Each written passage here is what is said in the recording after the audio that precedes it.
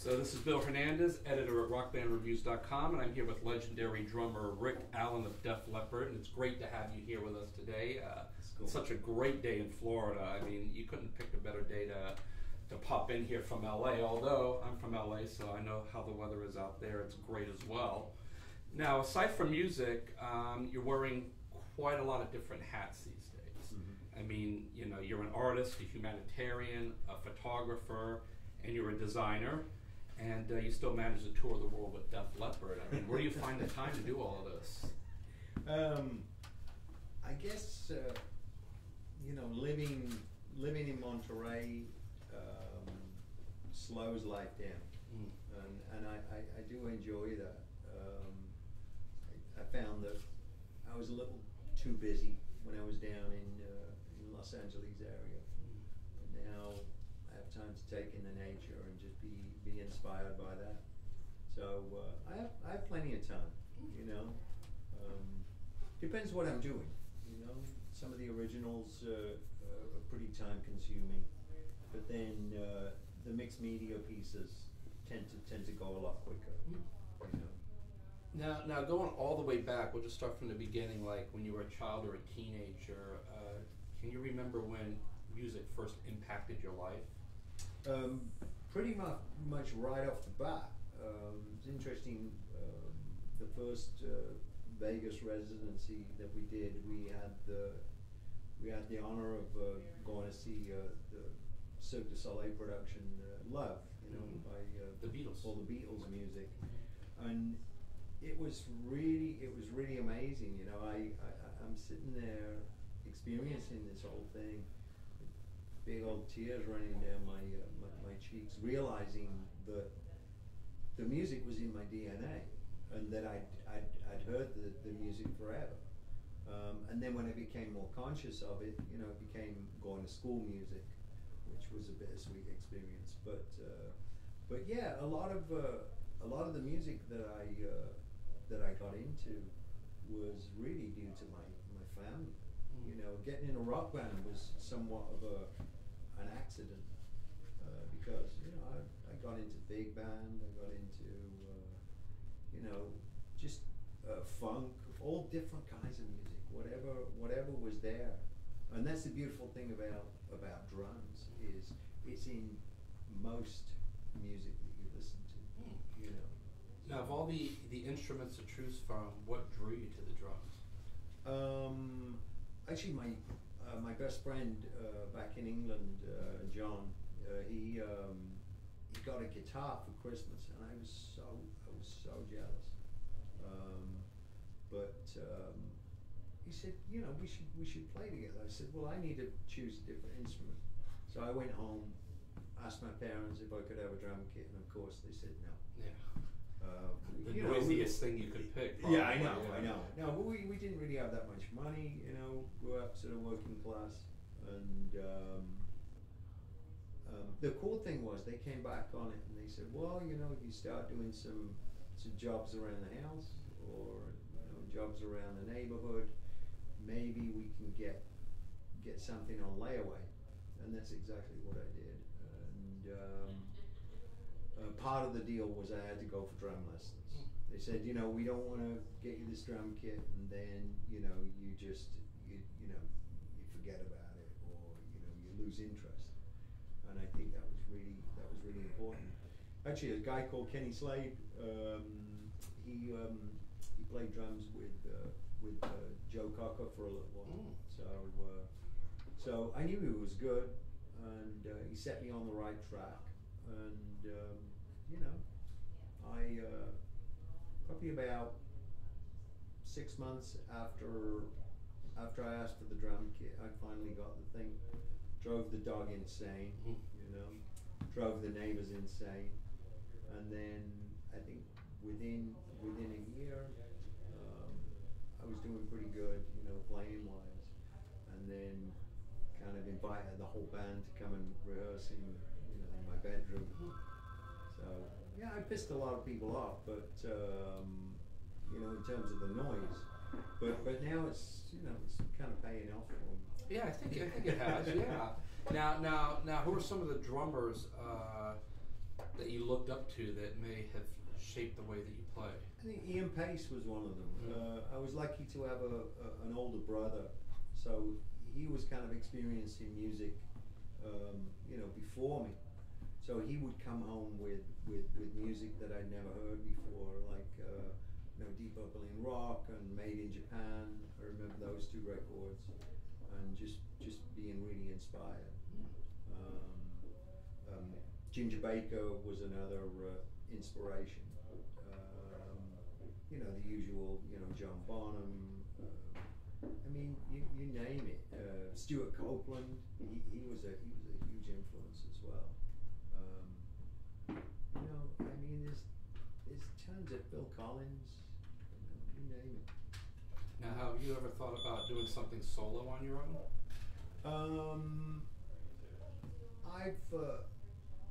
I've worked with my wife quite a bit. In fact, I produced her first record, and I do stuff once in a while. But as you suggested earlier, I'm pretty busy doing everything else. So, I have to focus on what's in front of me, and try not to take on too much. So kind of stay in your lane a bit. Yeah. I think doing what I do with Def Leppard, and really the painting are really that's really my focal point at the moment, and it really keeps me grounded. Now we're here at Wentworth Gallery on Las Olas in Fort Lauderdale, Florida, because you're going to be doing a showing tomorrow night. I believe it's from 6 to 9 p.m. That's right. On Las Olas, and in Boca at the Town Center Mall, also from 6 to 9 on Saturday. That's right. And we're here because you paint. How did you first become involved in painting? Just being at school, and just it was something that really that just grabbed me. It grabbed my attention. I got more paint everywhere, all over the ceiling, all over the floor, but it didn't matter. I was just in it, and just really enjoying the whole experience. And I sort of I grew out of that a little bit, and then I always knew music, but from a personal point of view, in terms of playing music, I started to get interested in that probably around about 9 years old or so, and then I really embraced the music. That was just my main focus. And then more recently, I have a younger daughter, and she paints, and we started painting together, and that was one of the things that kind of drew me back in. And I learned a few techniques that really worked for me. Using negative space, like with the Steve Clark piece or the John Lennon piece. That was really a good start point, and it kind of got me up and running again. And people love what I do, so I continue doing it. Now, I understand that a portion of each and every acquisition benefits your foundation, Project Resiliency. Yes. Can you tell us a little bit about that? Yeah, that's all under the Raven Drum sort of. Myself and my wife, we started Raven Drum sometime back in, I think, 2001. And we were working with many different parts of the population at that point. People working with abusive relationships, or we worked in teenage sort of. It was like lockups for teenagers. A lot of it was kind of gang related. Sort of offenses. But we'd go in there, we'd teach them how to play drums, and it was a really positive experience. And then around about 2006, I went to Walter Reed Army Medical Center, and I saw how much suffering there was there, and but how much potential there was. So when I got back to my hotel, I called the wife up and I said, Lauren, I said, we need to refocus our attention. I said, PTSD is something that's very real. And, you know, I already knew that something was different about me, you know, ever since the accident. And, you know, I'd done a fair bit of work on myself, a lot of work on myself. But then when I started working with our wounded warriors, I realized that they'd experienced a lot of what I'd experienced. Unhealthy isolation, self-medication, you know, anger, rage, you know, just, you know, pushing people that cared about me or loved me away, all of those things. And we kind of spoke the same language. So I just, I wanted to refocus, and that's when Project Resiliency came about. And that's purely a way that we can support our wounded warriors. And obviously a great way of doing that is through the art. You know, I just a portion of whatever, you know, whatever we sell, you know, goes to programs that support our warriors.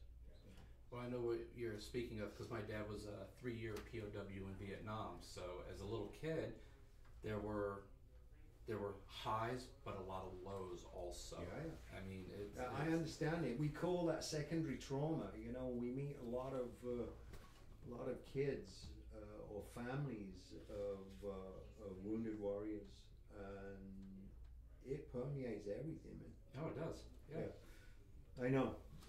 So it's the least we can do, you know, because I want people to be able to manage their lives in the same ways that I've been given the opportunity to, you know, to do so.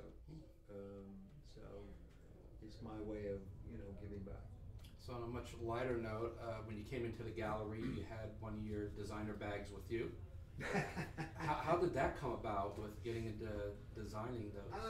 A friend of mine, he said, you know what, let's do something. I said, well, you know, I'll do something, but I want to do a vegan bag. You know, I'd seen some of Stella McCartney's stuff, mm-hmm.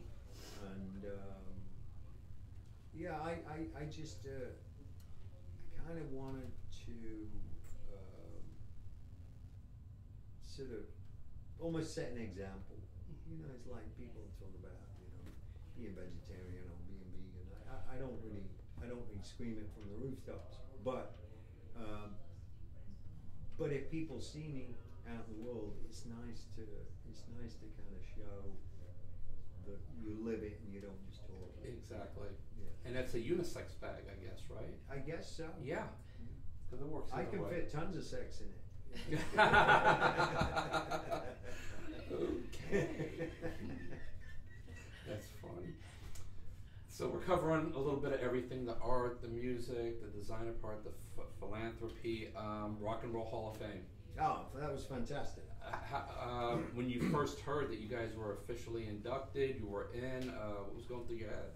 It was kind of a pain in the ass. Yeah. Because I was like, oh man, I just got home. You know, I was really enjoying being at home. Yeah, so now you got press to do, you have travel to do, and you got to go to the induction ceremony, blah, blah, blah, blah. But then as time went on and it got closer to the time that, you know, the ceremony and everything, and then Brian May got involved, and it just, it all started to make sense. And then not knowing what to expect before I got there, you know, to Brooklyn, and you know, the whole sort of venue, and then seeing all the people come in, and then all the industry people, then it really started to register that this is something really, really very special. It's a very exclusive club. Not too many people are in there, and we, you know, I guess it was the first time we'd really experienced the industry, you know, paying homage to Def Leppard. Because our fans had always done that, and in fact that was one of the things that excited us the most, was the fact that it was one of the, if not the biggest fan vote, you know, so we paid attention to that, and you know, our fans had always supported us, so we always felt like we didn't particularly need, you know, to be in the Hall of Fame. But then you put the whole thing together, and you take the fan vote, and then, you know, the industry paying homage, and it was, and is really special. It's, you know, it's a real honor. Mm-hmm. Yeah, about maybe a month or so ago, Rick Ocasek, the Cars, was in this gallery because he paints as well. Right. Fantastic stuff as well. He had the same reaction you did because they finally got into the Hall of Fame as well. So yeah, it's he was very excited but very humble at the same time. Yeah. But it makes you realize that, you know, there's people out there that love the work that you guys do, and it's great to be recognized for it. Yeah, so. Absolutely. And yeah, I think just you know, having somebody like Brian May, you know, who we've looked up to for forever, you know, say the things that he said about us, it's kind of like, wow, you know what? It's not every day you hear that from you know, from somebody that we've been fans of for years. So finally, you're doing the showing tomorrow night here, Saturday in Boca. Looking into the future, what's next for you? Large European tour, Canadian tour, and then I guess we're gonna do a second Vegas residency. Very good. Very That'll good. be fun. All right, we're looking forward to it.